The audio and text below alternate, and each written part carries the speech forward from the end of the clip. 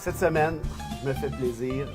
J'invite un chum à discussion de salon, Fred Dubé, humoriste, qui est qualifié de critique sociale, artiste engagé, mais pas très drôle pour certains. Moi, il trouve ça drôle. Il vient de sortir, en fait, ça fait quelques mois, ce livre-là, Une pupée d'opium pour les enfants. J'en parle dans un club de lecture récent. J'ai dévoré ce petit truc-là. Ceux qui le trouvent pas drôle, Dubé, lisez ça. Puis vous êtes capable de pas rire à chaque page. Vous êtes mort ou vous êtes je sais pas, embaumé. Un des deux. Ou les deux en même temps. Fred, salut, comment ça va? Allô, allô? C'est trash. Ça, c'est trash. Oui, non, je te dis, c'est trash. Mais c'est un bon trash. Oui. Es-tu d'accord avec moi?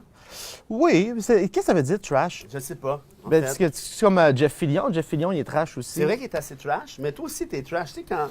Tu sais, je te connais bien. T'es un gars gentil comme tout. T'es doux comme un agneau. Mais tu lis ça, tu te dis, non, mais il est bien méchant. Tu sais. René Angélil, là, tu ris de ses enfants. Dans la lodiment. Non, je ris plus de René Angélil. Tu lises le passage? Non, hors contexte, non. Là. Non, faut le lire. Alors, lisez-le, vous allez voir. Il y a Angélil, un super contexte qui n'existe pas vraiment. C'est trash. Mais varger comme ça sur un gars comme Angélil. Oui, ben c'est une réponse en fait à la violence qu'on subit quand ce gars-là il est mort. C'est pour ça le titre du chapitre s'appelle La mort de la culture québécoise. C'est un peu ce que le contraire de Ducharme, essentiellement. Oui, c'est ça, exactement. C'est un peu ce que les médias nous vendaient. Hein? C'est le culte de la personnalité. René Angélil meurt, c'est toute la culture québécoise qui est morte. Puis les médias, TVA, avec leur propagande, nous vendaient comme s'il avait tout inventé. Il avait inventé le Québec. C'est comme si... Fait que c'est juste une réponse pour dire oui, il y a ce René Angélil-là, mais il y a aussi un autre René Angélil qui existe aussi. Fait que c'est pas un peu pour déconstruire les mythes. Je suis comme...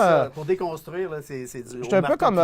Je suis un Roland Barthes qui emploie des si j'aurais. Ah oui, c'est vrai? Je suis... habillé en colon, essentiellement. Ça marche. Dans une société juste, tu as Philippe Couillard, François Legault puis Jean-François Lisée qui sont dans un char. Qui conduit? La police. Elle est bonne! Elle est bonne. Ben oui, ça, Comment c'est tu fais penser à ça? Non, mais ça, c'est une blague que j'ai récupérée. C'est une blague du terroir, mais que là, je dis que c'est les gauchistes qui se la comptent dans les... C'est un peu pour rire. C'est vrai qu'elle est bonne, par exemple. Ouais. Je l'ai un peu modifié. Comment tu qualifies le climat politique actuel, 2019, Québec? Ça, c'est pas une blague, c'est une vraie question. Comment je le qualifie? Le climat, et tabarnouche, je qualifie le climat politique, c'est un peu comme qualifier le climat... Là, je comprends que c'est une question qui est un peu évasive, on s'entend bien, mais je sais pas moi, par exemple, d'un point de vue environnemental, d'un point de vue classe sociale, d'un point de vue inégalité, d'un point de vue revendication de la gauche, d'un point de vue, bon, bref. En fait, c'est souvent on manque de liens. On manque de liens. Moi, on va... Manque de perspective.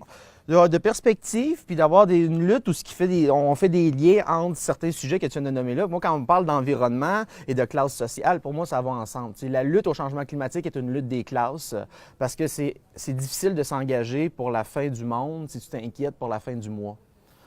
Puis c'est faire le jeu des grandes corporations puis des gens riches que de toujours simplement accuser l'être humain, dévaloriser l'être humain sans remettre en question le système capitaliste actuel. L'humain tue la planète, l'humain c'est le problème, l'humain c'est le cancer de la Terre. Tu sais, bon, mais tabarnouche, dans ce cas-là, nationalisons le suicide, tu sais. Un autre fleuron de l'économie verte du Québec. Ben ouais, c'est ça, tu sais, t'as comme Hydro-Québec, les éoliennes puis le suicide éco-responsable. C'est pas pire, ça. Maintenant, fait que cette misanthropie-là fait juste servir la cause des oligarques. Fait que voilà, moi, c'est ça. J'essaie de faire des liens. J'essaie de faire des liens entre différents sujets. Est-ce que j'ai raison de penser ça? Que c'est devenu une espèce de culture d'entreprise de se réclamer du deuxième degré en disant non, foutez-nous la paix, la liberté d'expression, on critique socialement X, Y, Z, alors qu'au contraire, non seulement tu l'endosses, mais t'en fais la promotion. Bien, c'est sûr, si ton deuxième degré fait juste rire ceux que tu dénonces, bien, pose-toi des questions sur ton écriture. On appelle ça le pacte humoristique. Même Yvon Deschamps, quand il a fait le numéro de la libération de la femme, les misogynes riaient dans la salle, puis les féministes étaient en crise contre Yvon Deschamps. Ouais. Fait que, même lui aussi, là. Fait que le pacte humoristique et cette entente tacite entre le public et l'humoriste, où je comprends ce que tu veux dire. Même si tu dis quelque chose qui n'a pas de bon sens, je comprends ton message. Le pacte humoristique, ça, c'est l'entente tacite entre on rit de qui en ce moment. et comment on le fait. Mais dans T'as les... appris quelque chose à l'École nationale de l'humour, finalement. Ben, j'enseigne, je donne des cours d'histoire à l'École de T'es l'humour. pas sérieux. Puis là, mais il faut donner des codes d'écriture dans le texte. Exemple que je dis à mes étudiants à l'École de l'humour, je leur présente la session photo dans le film Elvis Gratton. Ouais. Tu as Pierre Falardeau en photographe Ouais. qui prend des photos d'Elvis Gratton. Ouais. Puis dans son texte, il dit à Elvis Gratton, OK, plus à droite, mais il dit au corps de se tasser à droite. Mais plus il dit de se tasser à droite pour la photo, plus son discours devient à droite puis devient fasciste. Fait que c'est ça le pacte humoristique, donner des codes aux gens de plus à droite pour dire « Hey, c'est de l'ironie, là. » Mais il faut le donner, ça, sinon on ne peut pas le comprendre. On en a parlé souvent, toi et moi, et il y a un volet important dans ce livre-là, moi, qui m'a particulièrement plu. C'est le volet liberté-expression, où tu es beaucoup plus critique que tes collègues humoristes sur l'application, sur les paramètres de la liberté d'expression. Tu fais notamment des références là-dedans. La liberté d'expression, si c'est pour parler de barbecue ou dire que ta blonde est conne, ça valait peut-être pas la peine de se battre pendant tant d'années pour l'obtenir. Comment tu l'évalues, cette liberté-là, aujourd'hui?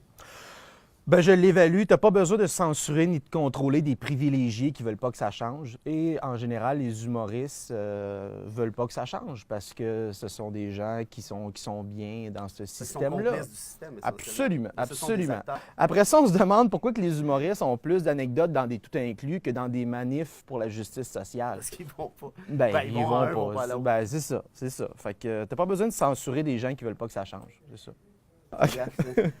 Fred Dubé, merci. Merci d'avoir écrit ça. Vous lisez ça, c'est une affaire de rien, 1 heure ou 2.